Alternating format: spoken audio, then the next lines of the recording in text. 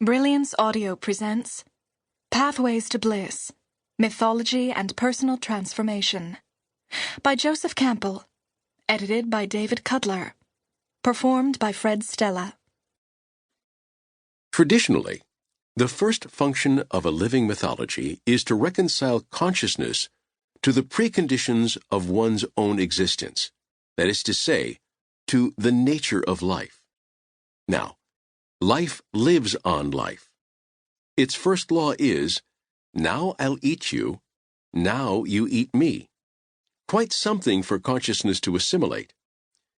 This business of life living on earth, on death, had been in process for billions of years before eyes opened and became aware of what was going on out there, long before Homo sapiens' appearance in the universe.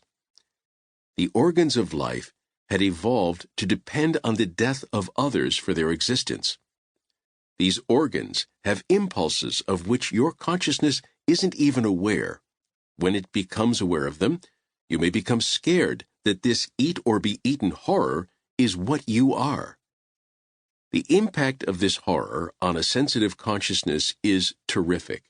This monster which is life. Life is a horrendous presence, and you wouldn't be here if it weren't for that. The first function of a mythological order has been to reconcile consciousness to this fact. The first primitive orders of mythology are affirmative. They embrace life on its own terms. I don't think any anthropologist could document a primitive mythology that was world-negating. When you realize what primitive people run up against, the pain and the agonies and the problems simply of existing, I think it's quite amazing. I've studied a lot of the myths of these cultures around the world, and I can't recall a single negative word in primitive thought with respect to existence or to the universe. World weariness comes later, with people who are living high on the hog. The only way to affirm life is to affirm it to the root, to the rotten, horrendous base. It is this kind of affirmation that one finds in the primitive rites. Some of these rites are so brutal you can hardly read about, let alone look at them. Yet they present a vivid image before the young adolescent mind.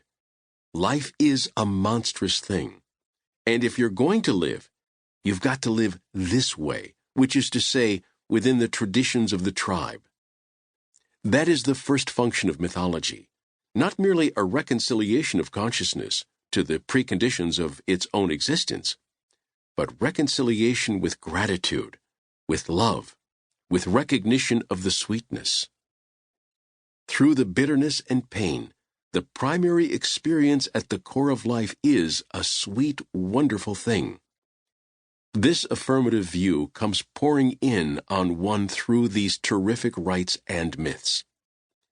Then, in about the 8th century BC, there came what I call the Great Reversal. People of a certain sensitivity and sensibility found that they could not affirm the daily horror of life. Their worldview echoes in the words of Schopenhauer. Life is something that should not have been. Life is a fundamental, metaphysical, cosmic mistake. Many found it so horrible that they retreated from it. What then is the mythology that emerges? At that time, there came into being mythologies of retreat, dismissal, renunciation, life denial. Here we find the mythological orders of escape, and I mean real escape, getting out of the world. Yet how can you go about canceling in yourself either the urge to live on or the resentment that life doesn't give you what you think it ought to give you? That it turns out to be this horror. How can you quench the life urge or the life disappointment? By honoring the world-negating, cosmos-negating mythologies that serve this function. Jainism, or early monastic Buddhism, would be prime examples of this metaphysical approach.